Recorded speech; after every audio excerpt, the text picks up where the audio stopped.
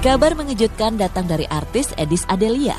Diam-diam rumah tangga Edis dengan Ferry Setiawan berakhir sejak 4 Agustus lalu.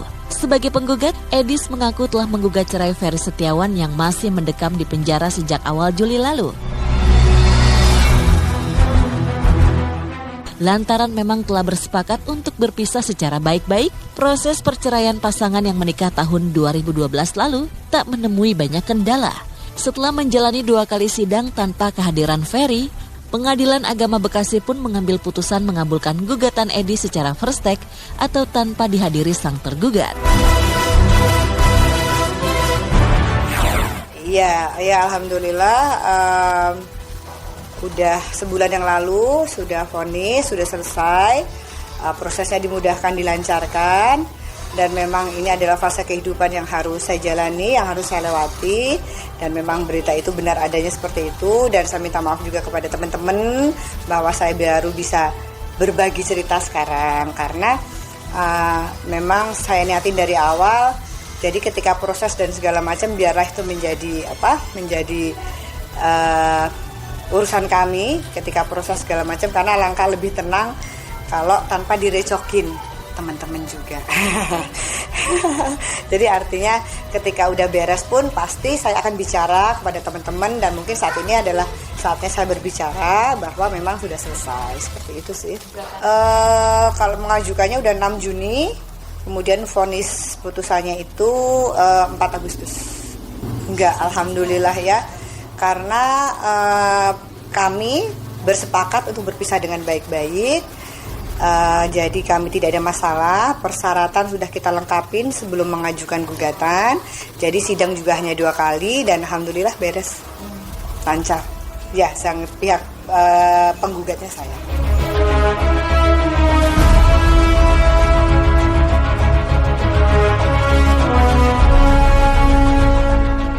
Bukan rahasia lagi status Ferry sebagai terpidana kasus korupsi membuatnya harus menjalani hukuman penjara. Diperkirakan pula Ferry baru akan menghirup udara bebas tahun depan. Namun bagi Edis, ia sudah merasa sabar dan berusaha menjaga biduk rumah tangganya agar tak hancur sejak 3 tahun lalu. Hanya saja setelah berusaha sebisa mungkin Edis menyerah dan memilih bercerai dari Ferry tanpa dikaruniai seorang anak. Jadi keputusan ini saya ambil dengan kepala dingin. Keputusan bukan karena emosi, bukan karena emosional atau apalah, tapi keputusan yang saya ambil dan saya pertimbangkan matang-matang, masak-masak, bahwa saya sudah berikhtiar selama 3 tahun, gitu ya. Dan saya tidak akan pernah kasih tahu ke siapapun alasan apa saya sama suami akhirnya berpisah. Biarlah itu menjadi privasi saya dan mantan, seperti itu. Karena berita berpisah ini kan sangat tidak nyaman, sangat tidak enak. Saya kecewa, pihak sana pasti kecewa, keluarga kecewa. Jadi saya tidak mau berbicara yang negatif-negatif. Jadi alasannya apa dan bagaimana cukup saya dan mantan yang tahu, seperti itu. Dan ya intinya itu, saya sudah ikhtiar. Saya sudah ikhtiar selama 3 tahun. Ya intinya saya sudah ikhtiar 3 tahun dan menjawab ya. Menjawab pertanyaan kamu juga menjawab pertanyaan kamu bahwa saya sudah berikhtiar selama 3 tahun, artinya sudah berikhtiar itu saya sudah berikhtiar dengan segala tenaga, doa, pikiran, semuanya saya sudah ikhtiar. Dan kata Allah jodoh saya dan Mas Ferry hanya sampai di tahun 2016 ini gitu. Intinya kami sudah bicarakan di awal lah, kita bicarakan baik-baik bahwa memang insya Allah langkah yang saya ambil ini adalah yang terbaik buat kedua belah pihak. Yang terbaik untuk saya dan Mas Ferry insya Allah. Intinya saya udah berikhtiar selama 3 tahun sebelum mengambil keputusan. Udah itu aja.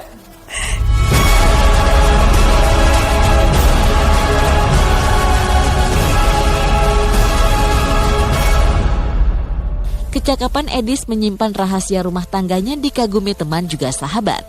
Edis mengaku prahara rumah tangganya yang ia lalui rapat ia simpan selama ini, hanya keluarga saja yang ia beritahu. Edis pun selalu disupport keluarga hingga dapat melewati cobaan berat rumah tangga yang ia kayu bersama Ferry selama ini. Oh, kalau keluarga saya kan saksi hidup. Keluarga saya yang menyaksikan, gitu ya. Keluarga saya yang menyaksikan, keluarga saya yang tahu, tapi keluarga saya tidak pernah ikut campur. Saya ngambil keputusan ini, bahkan selama proses pun teman-teman saya, sahabat saya sendiri pun tidak ada yang tahu. gitu. Sampai tadi saya juga habis makan siang gitu, yang hampir tiap minggu ketemu gitu. Hebat ya kamu ya, kita sampai nggak tahu, karena bagi saya itu kan adalah suatu hal yang pribadi, suatu hal yang profesi, di mana saya pengen menyelesaikan itu dengan tenang, tanpa campur tangan dan tanpa direcokin oleh siapapun. Kan kalau udah selesai kayak gini ceritanya enak, ya kan, ceritanya udah, ya insya Allah saya udah legowo, saya sudah belajar ikhlas dengan ini semua, dan insya Allah saya sudah bisa move on.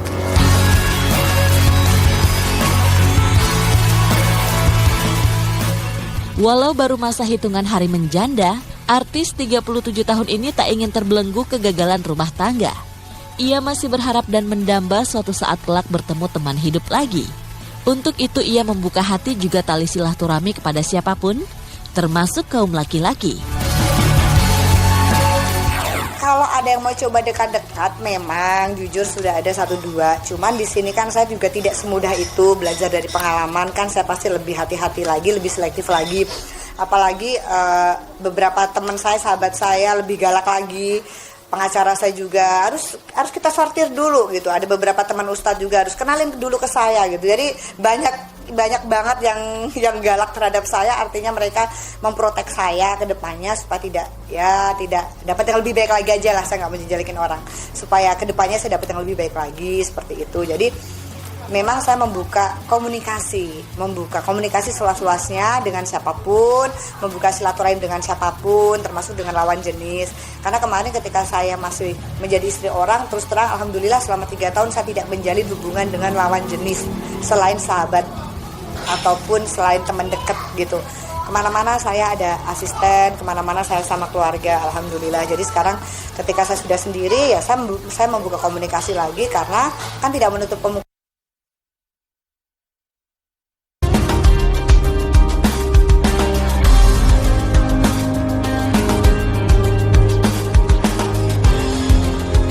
Pernikahan adalah momen sakral dan bahagia yang dinanti setiap pasangan, terlebih bagi mereka yang sudah menikah, tentu mendambakan rumah tangga yang harmonis dan terhindar dari adanya perceraian. Begitu juga yang diinginkan artis Eddis Adelia.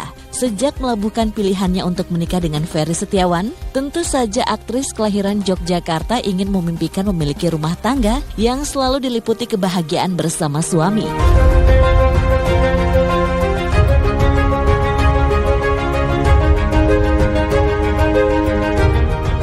Jauh sebelum resmi menikah dengan Eddis, Ferry sempat menjalin hubungan asmara dengan artis Nuri Maulida di tahun 2009 silam. Bahkan Ferry dan Nuri sempat bertunangan dan merencanakan pernikahan. Namun sayang persiapan yang sudah dilakukan, serta seserahan yang diberikan menuju pernikahan, harus batal lantaran Ferry terjerat kasus penipuan sejumlah uang dan juga kasus pencemaran nama baik.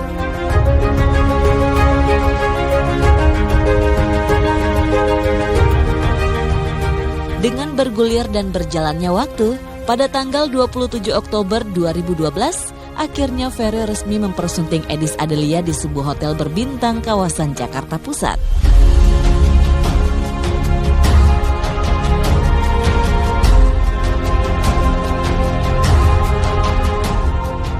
Sebelum menikah dengan Ferry, Eddis memang tengah mendambakan untuk segera mengakhiri masa lajangnya. Terlebih usianya sudah melewati kepala 3, yaitu 33 tahun. Kala itu Eddis dan Ferry tak melalui proses pacaran hingga menikah. Keduanya dijodohkan oleh seorang tokoh pemuka agama. Sejak pertama bertemu, wanita 37 tahun itu tertarik dengan sikap dan kebaikan Ferry. Maka tak heran bila Eddis begitu yakin dan tanpa berpikir panjang untuk menerima pinangan Ferry.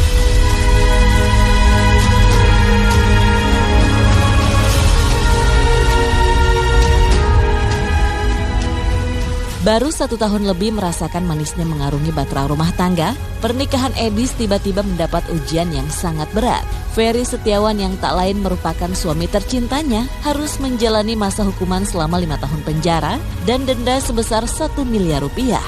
Ferry dinyatakan bersalah lantaran telah melakukan tindakan penipuan serta pencucian uang dalam bisnis batubara yang dijalaninya.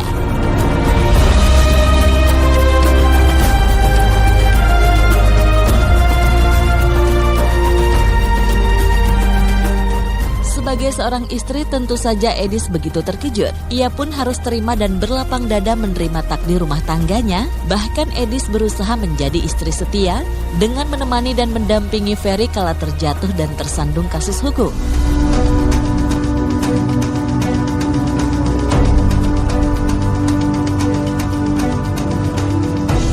Kesedihan Edis tak berhenti sampai di situ saja. Seakan seperti mata rantai yang tak terputus, kasus hukum yang menjerat suaminya Ferry ternyata juga berimbas kepada dirinya, yang tak lain merupakan istri sah Ferry.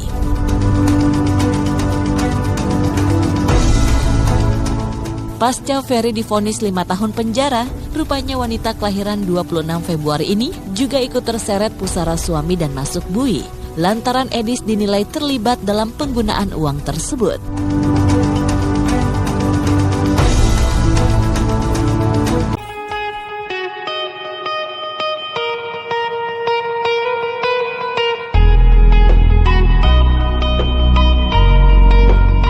Pengalaman bangun pagi dan jalan-jalan menikmati udara Jakarta yang segar, seperti dalam momen Car Free Day, ternyata baru kali ini bisa dirasakan pasangan artis Irwansyah dan Zaskia Sungkar. Ditemui tengah menikmati aktivitas libur di sepanjang jalan protokol kota ibu kota negara, hari Minggu kemarin keduanya mengaku takjub dengan pengalaman yang cukup langka mereka jalani berdua bersama. Jujur ini kedua kalinya saya CFD-an. Kalau Irwan? Baru pertama kali. Kita biasanya anak gym. Tapi ini enak banget gitu, kayak nuansa baru buat kita. Ya alhamdulillah lah, mudah-mudahan tahun depan bisa ikutan bareng lagi. Karena gak cuma jalan aja, tadi kita jalan itu dari Sudirman sampai ke sini kan, ke Sarinah kan. Itu gak berasa. Belum ini ya, belum panas gitu kayaknya. Oh, biasa aja. Nggak, dan karena rame-rame tadi kan seru, ada yel-yel, terus udah gitu nyanyi. Iya, nyanyi-nyanyi, teriak-teriak, foto-foto. Jadi jalan nggak berasa. Walaupun mata udah lirik-lirik nih, wah cimol enak nih.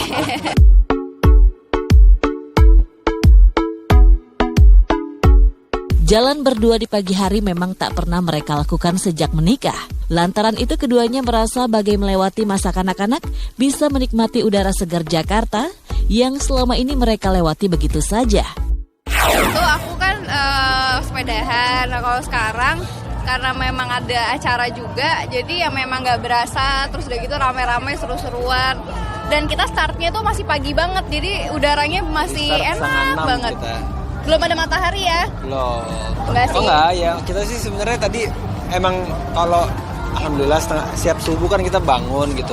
Tapi biasanya kadang kita molor cuma lagi, ngobrol atau kita molor lagi gitu. Tapi ini langsung olahraga ya, dan beda suasananya gitu. Kalau biasanya kita kan di gym doang, kayak tembok, kaca, apalah sama gitu. TV di depan.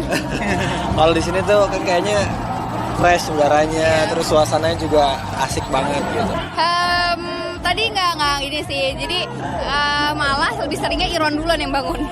Baru bangunin aku, cuman tadi aku malamnya agak-agak kurang bisa tidur, jam 3 tuh aku udah bangun gitu. Iya, Zaskia lagi mikirin aku soalnya.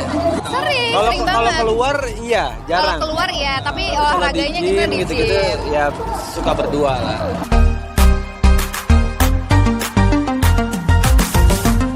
Tak bisa dipungkiri Zaskia dan Irwan, bila mereka nyaris tak percaya memiliki juga kesempatan untuk bisa melihat dari dekat suasana masyarakat Jakarta yang antusias olahraga bersama. Selain hiruk-pikuk, keduanya juga gembira bisa menikmati liburan rakyat berupa ondel-ondel, topeng monyet atau atraksi seni pinggir jalan lainnya yang ada di koridor Car Free Day tersebut. Happy banget gitu, terus udah gitu ngelihat oke, warga Jakarta setiap hari Minggu kayak gini ya di sini. Secara gue tinggal deket sini tapi nggak tahu. Terus udah gitu ada pocong-pocongan lah. Ada makeup.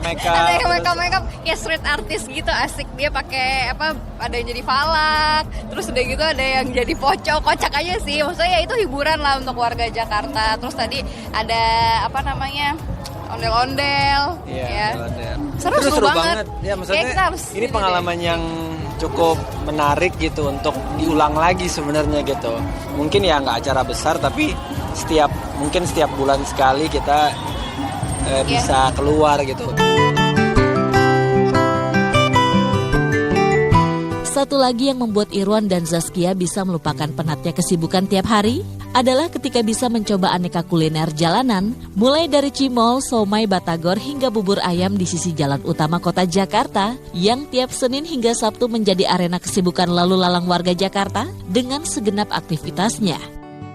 Oh, itu memang gak cimol doang sih, kayak tadi lihat batagor, aduh rasanya pengen semuanya. Waktu itu juga pas sepedaan di sini sepedanya baru jalan berapa menit udah gitu banyak berhenti. makannya kayaknya. Nyobain bubur ya gitu. Tapi funnya di situ kan justru. Biasanya kan cuma di mall gitu kan, duduk manis. Kalau di sini kan duduknya di trotoar makan. Kayaknya Iya, seru banget.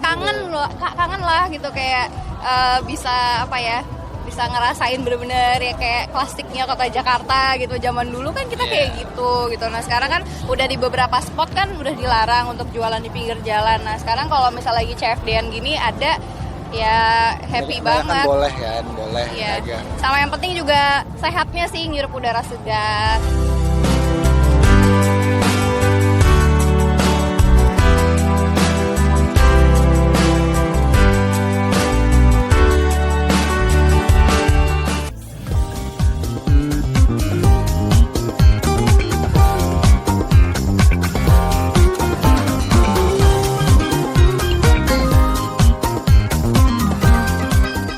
Di balik kesibukannya sebagai penyanyi bintang film juga seorang istri, artis Dewi Sandra menyimpan mimpi yang cukup besar, yaitu ingin jalan-jalan keliling tanah air dengan gaya backpacker.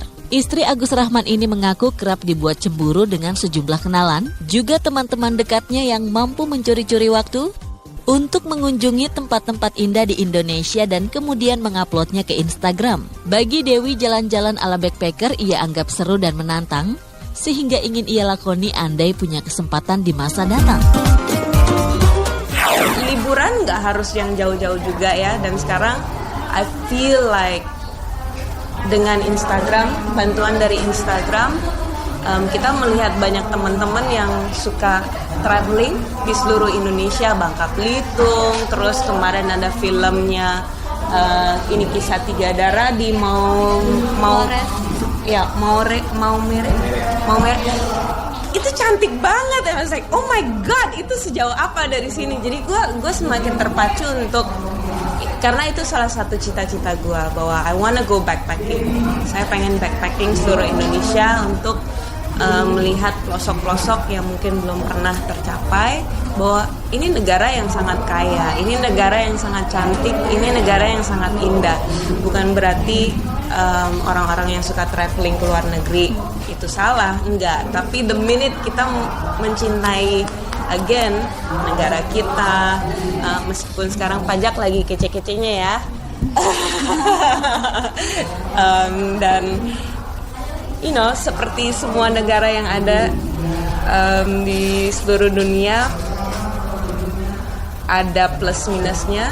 Tapi kalau kita mau fokus kepada hal-hal yang positif, kita mau cinta, lagi-lagi karena ini Hari Pelanggan Nasional, kita cinta produk kita cinta manusia kita, orang-orang kita cinta dengan kebudayaan kita cinta dengan keindonesiaan kita. Negara ini pasti akan menjadi negara yang sangat luar biasa dan hebat.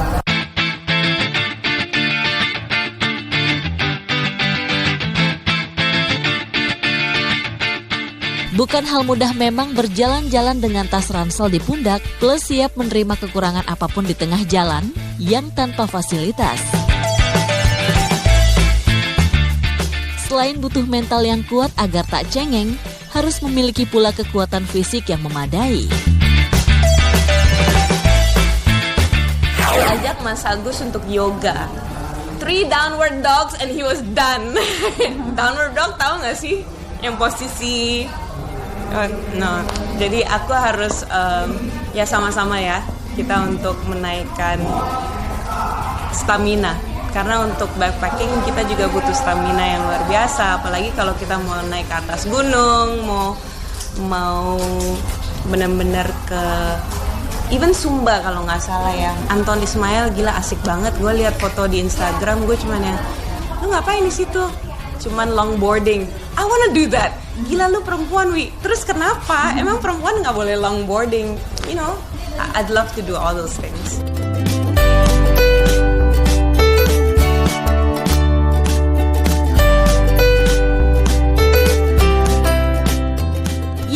Keinginan lain yang masih ia pendam saat ini adalah renovasi rumah. Karena alasan itu, Dewi dan suami tengah merancang persiapan untuk mengontrak rumah selama kurang lebih 1 tahun. Dewi berharap selama mengontrak mereka bisa merenovasi rumah sesuai kebutuhan dan keinginan agar terlihat lebih luas dari yang mereka alami kini. Kembali lagi, kan gue baru bilang pajak lagi seru-serunya, terus gue mau lapor lagi, yang ada stres gue. Nggak. Karena kita cuman short stay juga. Ini cuman 1 tahun kita keluar dari rumah yang sudah kita tinggalin karena kita mau renov sesuai dengan fungsi dan kebutuhan kita. Kita nggak butuh sebanyak itu ternyata.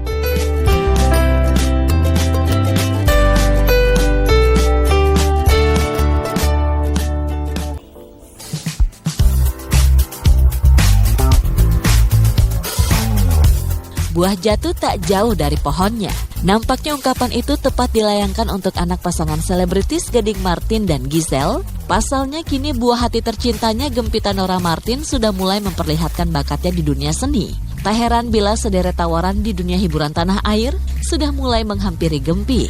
Melihat hal itu, Gading mengaku sangat senang, terlebih sejak bayi Gempi memang sudah diperkenalkan dengan pekerjaan kedua orang tuanya. Bahkan kini Gading kerap menjadikan putri tercintanya sebagai objek dari hobi barunya, yaitu fotografi. Dianya sih udah ditawarin, cuman sayanya masih ngerem-ngerem. Maksudnya ya biar si Gempi mau masih kekecilan gitu. Kalau sekarang sih Gempi itu pasti keikut lah. Maksudnya papa mamanya syuting kadang dia ikut, jadi mau nggak mau dia juga jadi tersorot gitu ya. Cuma nanti kalau udah gede mah ya terserah dia lah. Nanti dia bakatnya di mana terserah dia. Bapaknya sering motoin. Ya ya minimal diajarin dia mau bersosialisasi dengan orang, jadi nggak takut sama orang gitu. Itu aja sih. Tapi kalau di dunia entertainment mungkin nanti pelan-pelan kita lihat.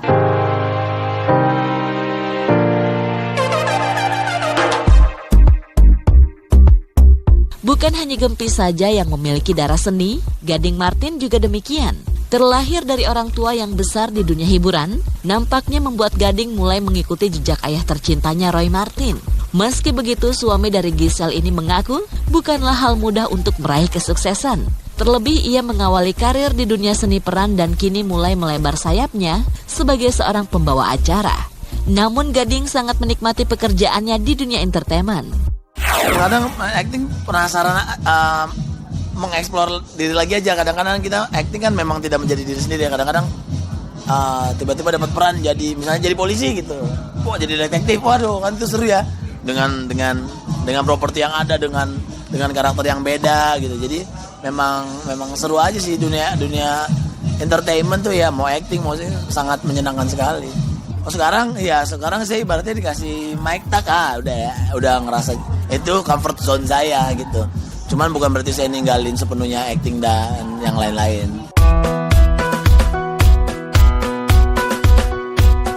Meski Gading Martin besar di dunia akting, seiring berjalannya waktu pria kelahiran 8 Mei ini mengaku lebih nyaman bila menjadi host. Bahkan Gading mengaku menjadi pembawa acara bukanlah hal mudah. Pasalnya ia harus memiliki wawasan luas dan harus tahu dalam segala hal. Saya memang awalnya justru nge-host tuh nyoba-nyoba doang gitu. Tapi ternyata saya menemukan keasikan gitu. Jadi memang wah ini gue banget nih nge-host nih. Tapi bukan berarti saya ninggalin dunia acting juga. Kadang-kadang kangen gitu, akhirnya ngambil 1-2 gitu. Karena memang jadwal hosting saya tuh setiap hari. Jadi kadang-kadang kalau misalnya orang nawarin film atau nawarin sinetron, bentrok gitu. Dan kemudian nge-host tuh kerjanya jauh lebih enak gitu. Cuman 2 jam, ketawa-ketawa doang. Maksudnya ya lebih ringan gitu ya, lebih ringan. Tapi kayak sekarang juga saya lagi persiapan film. Itu juga ya biar refresh gitu kan. Orang juga kalau ngeliat tiap hari juga mungkin kan bosan. Jadi saya juga biar nggak bosan juga dengan pekerjaan saya merefresh, ngambil film atau ngambil sinetron, ngambil apa kayak gitu. Kalau kerja sih yang pasti pertama berdoa dulu. Yang kedua ya kita harus tahu kita kerja sama siapa. Misalnya kayak saya kerja, kebetulan ini kan teman-teman yang udah kenal banget gitu. Tapi kalau misalnya belum kenal ya kita harus cari tahu, kita gali. Udah gitu banyak baca, banyak nonton. Jadi kita biar kita nggak bego-bego amat gitu ya. Maksudnya ada pengetahuan yang kita dapat. Jadi kita harus kalau jadi MC tuh harus kayak gelas yang harus dikosongin terus gitu. Jadi jangan ngerasa udah bisa terus gitu, so pintar, jangan. Kita harus belajar terus. Jadi belajar dari siapapun gitu, mau orang baru. Kayak misalnya saya tiba-tiba sih masuk ke dunia stand up gitu, jadi hostnya stand up ya. Saya kan nggak ngerti stand up gitu, belajar di situ. Oh ternyata gini, jadi dapat ilmu lagi. Jadi jangan anti terhadap sesuatu gitu. Kalau jadi host tuh kita, apalagi host harus netral, kemana-mana tuh harus bisa ini, bisa itu. Jadi memang sebenarnya sih susah, tapi saya menikmati sih.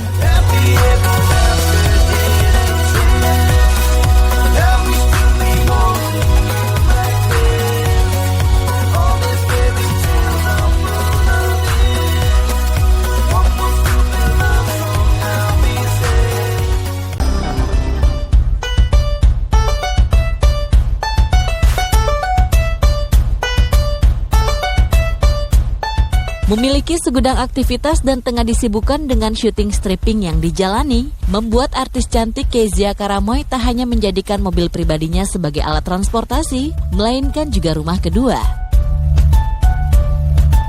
Maka tak heran bila si mobil mantan personil Cherry Belle ini dipenuhi dengan barang-barang kebutuhan sehari-harinya. Penasaran apa saja barang bawaan Kezia di dalam mobil? Simak liputannya hanya di Insert Pagi. Halo pemirsa Insert. Oke, hari ini aku lagi syuting dan biasanya kalau misalnya aku mau syuting itu pastinya di mobil aku itu udah banyak semua perabotan aku buat perang. Perang it means syuting. Langsung aja yuk lihat apa aja yang aku persiapin sebelum syuting. Rumah kedua ya? Rumah kedua, mobil tuh rumah kedua. Aku tuh lagi parkir di situ. Ikutin aku terus ya. 3, 2, 1. Aku malu. Gak boleh lihat. Kayak gini berantakan banget kan? Tuhan ini memalukan. Ini ransel aku yang biasa aku bawa kemana-mana. Jadi ada tisu basah, tisu kering, make up, touch up, sama kayak pakaian dalam yang harus kita ganti di sini. Terus juga aku bawa pastinya cemilan. Jangan ya semua. Cemilan itu harus aku bawa karena aku orang ngemil. Terus koleksi sepatu nih. Ada sendal. Terus sepatu juga. Nih heels. Soalnya kan aku berperan jadi cewek centil kan. Abis itu ada lagi di belakang kayak sepatu kets, cemilan. Yang nggak boleh ketinggalan ya pastinya gadget ya. Nih portable. Handphone aku mana ya? Ini portable. Sama parfum. Itu harus aku pakai. Walaupun aku ganti baju berkali-kali, tapi setiap kali ganti baju pasti aku parfum.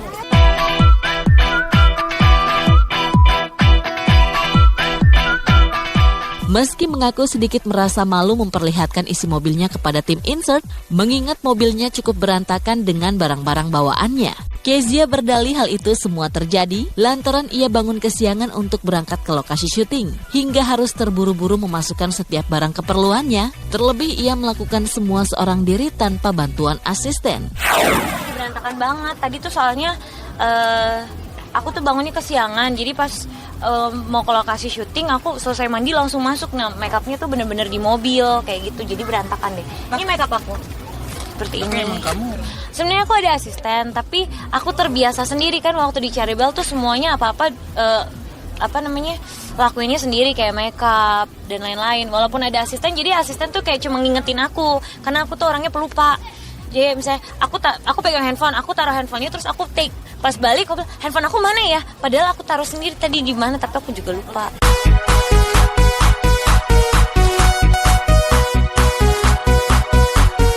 Begitulah Kezia saat menunjukkan rumah keduanya. Bagi Kezia, mobil merupakan sebuah hal yang penting dan segalanya. Pasalnya ia lebih banyak menghabiskan waktunya di mobil ketimbang di rumah. Itu artinya segalanya buat aku karena apalagi mobil kan yang nemenin aku kalau kasih syuting gitu. Lebih sering aku di mobil daripada aku di rumah. Kalau di rumah tuh kayak cuma tidur doang. Terus kalau break aja biasanya aku di kamar tidur, bangun-bangun jalan lagi gitu. Mobil banget sih yang terpenting buat aku. Mobil habis itu handphone. Sengaja aku pakai mobil yang gede soalnya aku suka tiduran gitu. Aku di mobil lah kan setiap hari stripping. Terus kalau misalnya kemana-mana naik mobil gitu berjam-jam. jangan ditanya Kak berjam-jam. Misalnya nih, kalau misalnya aku nunggu take, pasti orang kakak-kakaknya tuh kru-krunya udah pada tahu Keisha di mana, pasti di mobil, cari mobilnya. Ketiduran lama suka di mobil, tapi kalau misalnya aku ketiduran lama, supir aku kadang-kadang check-in gitu, cek nih masih ada napas ya kan.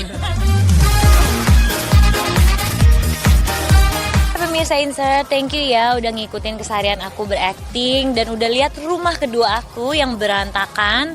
Tadi sempet sih aku beresin sedikit, ya udahlah. Aku kasih tahu kalian rahasia itu, tapi jangan kasih tahu siapa-siapa ya, diem aja. Anggap nggak ada yang tahu. Oke, bye bye pemirsa Insert, main lagi ya nanti.